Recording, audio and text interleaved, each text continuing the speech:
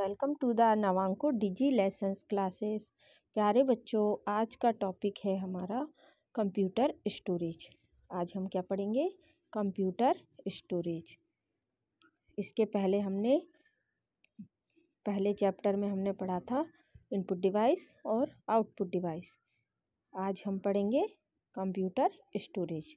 ठीक है बच्चों, तो चलिए स्टार्ट करते हैं। हम पढ़ चुके हैं कि मेमोरी दो प्रकार की होती है। मेमोरी कितने प्रकार की होती है? मेमोरी दो प्रकार की होती है। नंबर 1 प्राइमरी मेमोरी, नंबर 2 द्वितीय मेमोरी। सबसे पहले हम पढ़ेंगे प्राइमरी मेमोरी। कंप्यूटर की primary memory RAM, random access memory तथा रोम रीड ओनली मेमोरी होती है। अब हम रैम के बारे में समझेंगे कि रैम क्या है। रैम रैंडम एक्सेस मेमोरी का संक्षिप्त रूप है। रैम किसी भी कंप्यूटर की कार्य क्षमता होती है। रैम की गति जितनी अधिक होती है, कंप्यूटर उतनी ही तेज गति से कार्य करता है। और जैसे ही कंप्यूटर बंद होता है, रैम पर लिखा सभी डाटा स्वतः ही नष्ट हो जाता है। अर्थात कंप्यूटर यदि अचानक बंद हो जाता है और हमने डाटा सेव नहीं किया है, तो सारा डाटा डिलीट हो जाता है, मिट जाता है। ठीक है। रैम उसी प्रकार कार्य करता है जिस प्रकार चिप्स का पैकेट खोलने के लिए आपका अपना दिमाग कार्य करता है। प्यारे बच्चों, चिप्स का पैकेट खोलने के लिए जब आपको चिप्स खाने होते हैं तो इसके लिए आपको कुछ एक्स्ट्रा अलग से कुछ याद नहीं रखना पड़ता। और जब आपको इसकी आवश्यकता होती है तो ये कार्य अपने आप हो जाता है। मतलब कि चिप्स का पैकेट किस प्रकार खोलना है, कैसे चिप्स खाने हैं, कैसे इन्हें चबाने हैं, यह सब आपको याद नहीं रखना पड़ता और यह अपने आप ही हो जाता है। ठीक है। चलिए अब हम पढ़ेंगे रोम। रोम रीड ओनली मेमोरी का संक्षिप्त रूप है। इसमें किसी कंप्यूटर को चलाने के लिए आवश्यक निर्देश दिए जाते हैं। इस पर आप ना तो कुछ लिख सकते हैं और ना ही लिखा हुआ मिटा सकते हैं। इसमें संग्रहित निर्देश कंप्यूटर को बंद करने पर भी नष्ट नहीं होते। रोम में लिखा हुआ डाटा कभी नष्ट नहीं होता। कंप्यूटर बंद भी हो जाए तो वह हमें दोबारा से प्राप्त हो जाता है। ठीक है। और उसे हम कभी भी प्राप्त कर सकते हैं, देख सकते हैं, पढ़ सकते हैं। ठीक है ना। चलिए अब है द्वितीय स्टोरेज, सेकेंडरी स्टोरेज। द्वितीय स्टोरेज में मुख्य दो प्रकार की तकनीक का उपयोग होता है। Number 1 magnet storage, number 2 optical storage. अब सबसे पहले हम देखते हैं मैग्नेट स्टोरेज मीडिया। सभी मैग्नेट मीडिया गोलाकार प्लेटर्स पर आधारित होती है जिसमें मैग्नेट रिकॉर्डिंग तकनीक होती है। ये निम्न प्रकार के होते हैं। मैग्नेट मीडिया कितने प्रकार के होते हैं? 4 प्रकार के। कौन कौन से? Number 1 floppy disk, number 2 hard disk, number 3 chip disk, number 4 pen drive. तो इसमें से पेन ड्राइव तो आपने देखी है, लगभग सभी के घर में आजकल पेन ड्राइव रहती है। क्यों? और कंप्यूटर रहता है तो कंप्यूटर में हार्ड डिस्क लगी होती है। ठीक है। और पेन ड्राइव आपने देखी है, छोटी सी होती है, उसमें हम फिल्म सेव कर लेते हैं, उसमें हम गाने सेव कर लेते हैं, है ना। ठीक है। चलिए अब हम पढ़ेंगे फ्लॉपी डिस्क। यह कंप्यूटर की सबसे छोटी स्टोरेज डिवाइस है और जिसमें लंबी अवधि के लिए डाटा को स्टोर कर सकते हैं। यह गोलाकार आकार में होती है और चौकोर प्लास्टिक कवर से ढकी होती है। फ्लॉपी डिस्क दो आकार में आती है।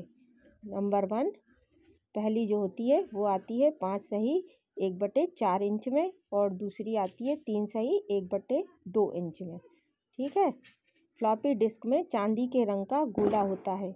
इसमें 2 छेद होते हैं। जब फ्लॉपी डिस्क को डिस्क ड्राइव में डालते हैं तो डिस्क ड्राइव इन छेदों से डिस्क को फंसा लेती है और डिस्क को घुमाती है। ड्राइव में डिस्क के घूमने की गति 300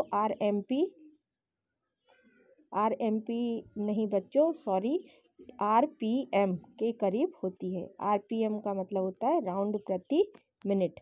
ठीक है। यह इसकी गति कितनी होती है प्रति मिनट? 1 मिनट में यह 300 आरपीएम के करीब घूमती है। चलिए अब हम पढ़ेंगे आगे।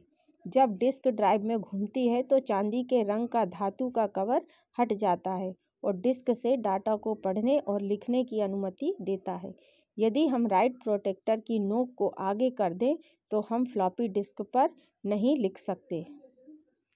लिखने की स्थिति देखो बच्चों, चित्र में ये दो स्थितियां दी गई हैं। पहली स्थिति में फ्लॉपी में हम कुछ भी कॉपी कर सकते हैं और दूसरी स्थिति यह है कि इसमें हम कुछ भी कॉपी नहीं कर सकते। ठीक है, चलिए अब इसके बाद हम पढ़ेंगे hard disk. Hard disk computer का बहुत ही महत्वपूर्ण भाग है। हार्ड डिस्क का मौलिक नाम फिक्स डिस्क है। देखो बच्चों, फ्लॉपी डिस्क का दूसरा नाम क्या था? डिस्कीट, है ना। और इसी प्रकार हार्ड डिस्क का दूसरा नाम है फिक्स डिस्क। ठीक है, हार्ड डिस्क एक या ज़्यादा गोलाकार प्लेटर्स पर सूचना स्टोर करती है। सूचना मैग्नेट हेड द्वारा घूमती डिस्क पर स्टोर की जाती है। फ्लॉपी डिस्क की तरह हार्ड डिस्क भी डाटा को ट्रैक्स पर स्टोर करती है जो सेक्टर में बटे होते हैं। हार्ड डिस्क में फ्लॉपी डिस्क की तुलना में कई हजार गुना डाटा स्टोर किया जा सकता है। समझ में आ रहा है बच्चों? इसमें हम अधिक से अधिक मात्रा में कई हजार गुना डाटा स्टोर कर सकते हैं। प्लेटर्स एक के ऊपर एक होते हैं और हर एक प्लेटर्स दोनों तरफ डाटा को स्टोर करता है। हार्ड डिस्क में डाटा को तेजी से लिखा जा सकता है क्योंकि प्लेटर्स की घूमने की गति 3600 आरपीएम से 7200 आरपीएम होती है। आजकल हम हार्ड डिस्क में लगभग 100 जीबी डाटा को स्टोर कर सकते हैं या उससे भी अधिक डाटा स्टोर किया जा सकता है। ठीक है बच्चों, चलिए अब हम पढ़ेंगे जिप डिस्क। जिप डिस्क को अलग से लगाया या हटाया जा सकता है। जिप डिस्क फ्लॉपी डिस्क से बड़ी होती है। ये डिस्क 100 से 250 MB तक का डाटा स्टोर कर सकती है। जिप डिस्क फ्लॉपी से महंगी और टिकाऊ होती है। ये बैकअप और डाटा को लाने और ले जाने के लिए लोकप्रिय है। देखो बच्चों, चित्र में जिप डिस्क दिखाई दे रही है आपको। जिप डिस्क क्या होती है? फ्लॉपी से महंगी होती है लेकिन यह ज़्यादा चलती है, मतलब ये ज़्यादा टिकाऊ होती है और इसका उपयोग आसानी से एक जगह से दूसरे जगह ले जाने के लिए किया जा सकता है। यह बहुत प्रभावी होती है और इस 100 MB, 200 MB और 750 MB की जिप डिस्क बाजार में उपलब्ध है। जिप डिस्क के लिए जिप ड्राइव की आवश्यकता होती है। ठीक है बच्चों, जिप डिस्क समझ में आई आपको? थैंक यू बच्चों। अब हम मिलेंगे अगले वीडियो में।